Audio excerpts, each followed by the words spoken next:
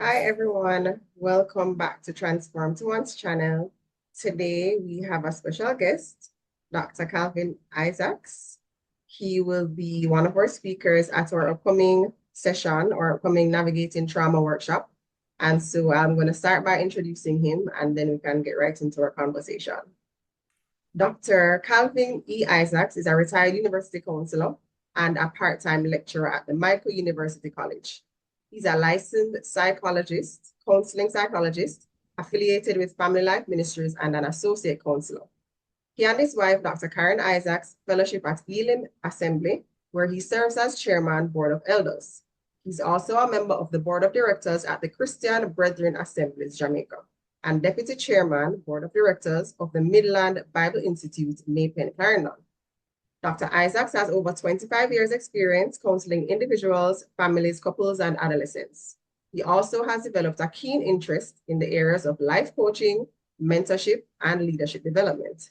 He believes he has a divine calling to motivate and empower people to be who God has appointed them to be. Welcome, Dr. Isaacs. Thank you for joining us. Thank you very much. It's my pleasure to be here. We look forward to what you have to share on Saturday at our upcoming workshop. Okay, looking forward myself. Thanks. Great. So just to start the conversation, we're talking about mending broken homes at our workshop. And for our listeners coming from a licensed psychologist within that realm, what would you define as a broken home? Well, a broken home and the term broken home and dysfunctional home are kind of used interchangeably, is one that is characterized by, persistently negative, unhealthy, abusive interaction, among the family members that serve to impair their well-being and how they function. So it's basically that, characterized by a lot of negative and unhappy, relationships. Okay, thank you. And in your practice over the years, in terms of persons who are coming in for counseling, what would you say is the ratio, if you can't give a definite percentage or a number, in terms of comparison, how many persons, so widespread is it that persons are coming in for issues of this nature? I think it is the whole thing of broken homes is fairly widespread among the clients who come, more than 50% of them, because these people who come, they come because of impaired relationships. So in a lot of instances, it is divorce or abandonment. In many others, it is abuse of different kinds, whether sexual abuse, emotional abuse, or physical abuse. It is relationships, persons who have been sometimes maybe abandoned by the parent, especially the father. And so the way they relate to other, they are not able to form relationships. And, so this leads to depression, it leads to anxiety. So I think, a lot of the cases, have to do with persons who are coming from broken homes. So in most cases, yes, it is related. Okay, and in terms of identifying if a persons who come, is it something that is easily identified? What are some of the signs that individuals and families can look for to identify maybe before it gets to a more serious state? What can persons look for?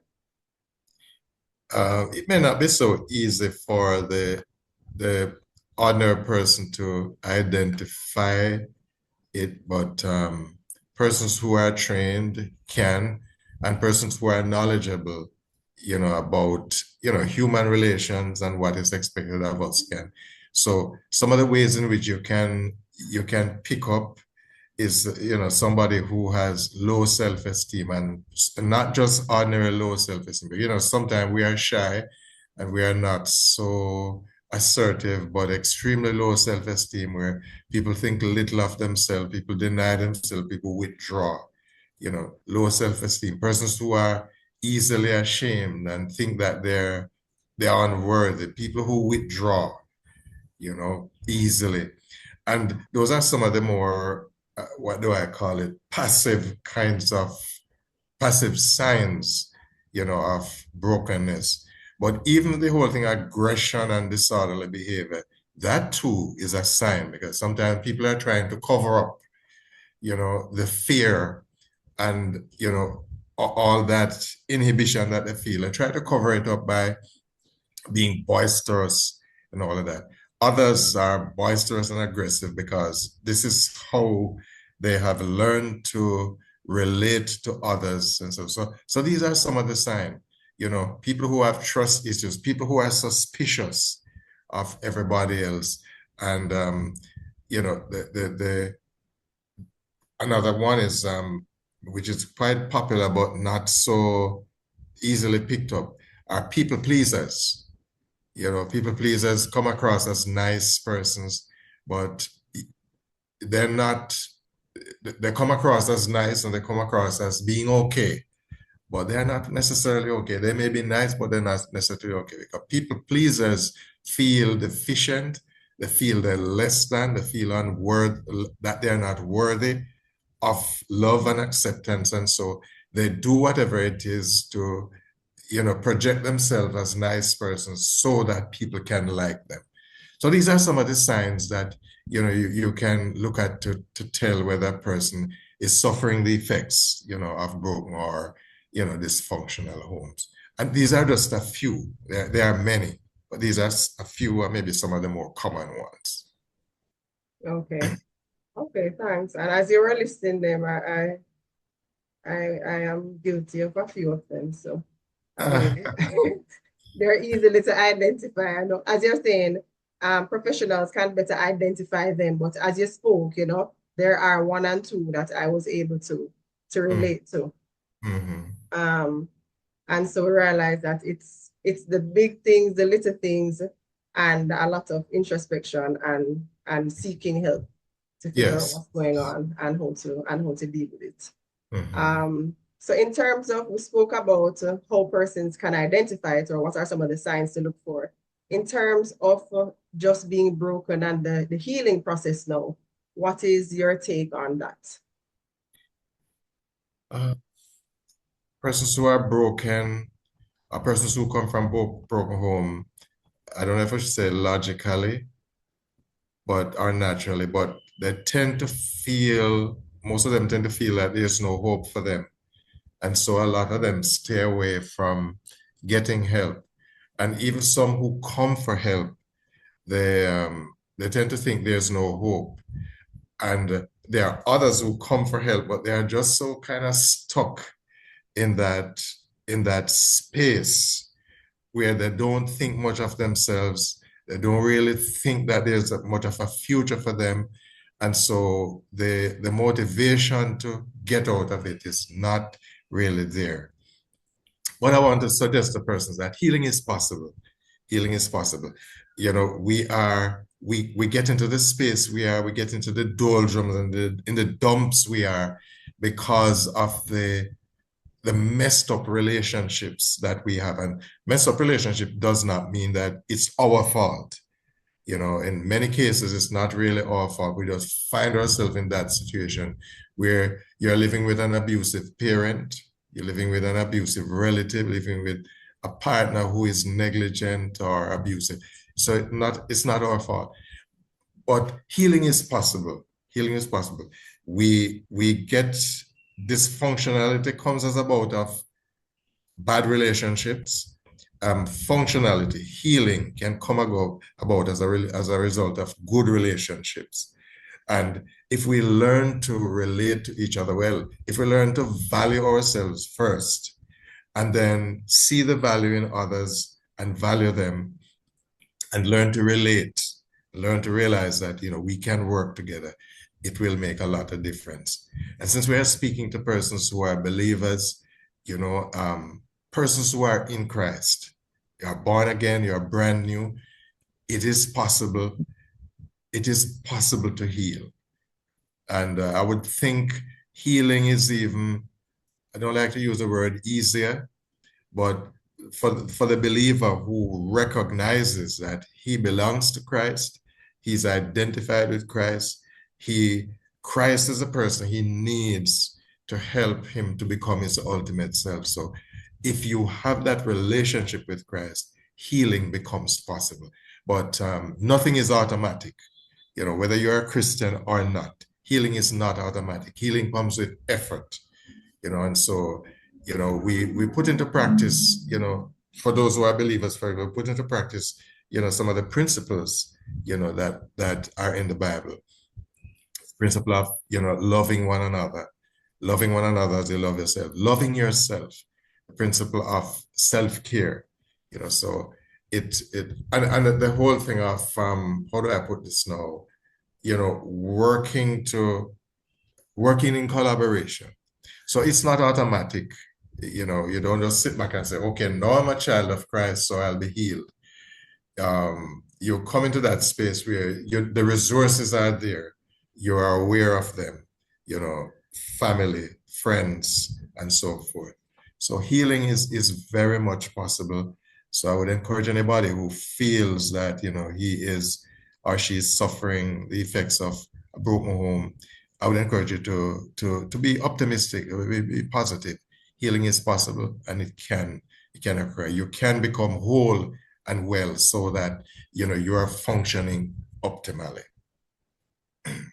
Thank you. Thank you. I like the whole seeing the value in ourselves first. That part struck me because, I do believe that a lot of our issues stem from that. I know my Right. issues stem from that. I didn't recognize the value that Christ had placed on me, and therefore the value I have as his daughter, And a Mhm. lot of my issues had stemmed from that. And until I was able to accept that truth, Mhm. I wasn't able to step into, as you said, that optimal life.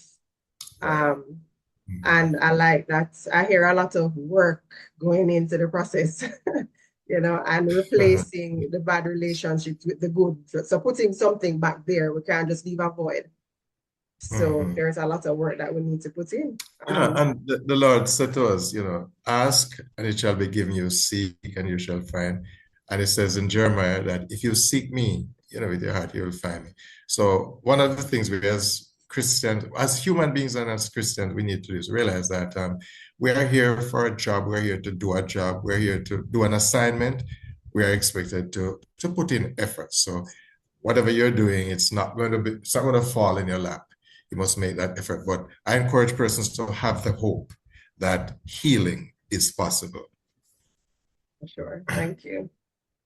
And so my final question for you will be, in terms of everything that you've shared and what we will be doing on coming Saturday, the 26th of October at our workshop, what are some of the things that participants can expect to gain or hear from your presentation without giving us too much? Okay, well, what persons can expect is that there are a lot of persons who you know, are suffering the effects of, broken homes, ill homes. So they are not alone. There are a lot of persons. Um, what person can also expect to hear is that healing is possible. There's hope, and it is, as long as they are willing to put in the work, it is possible.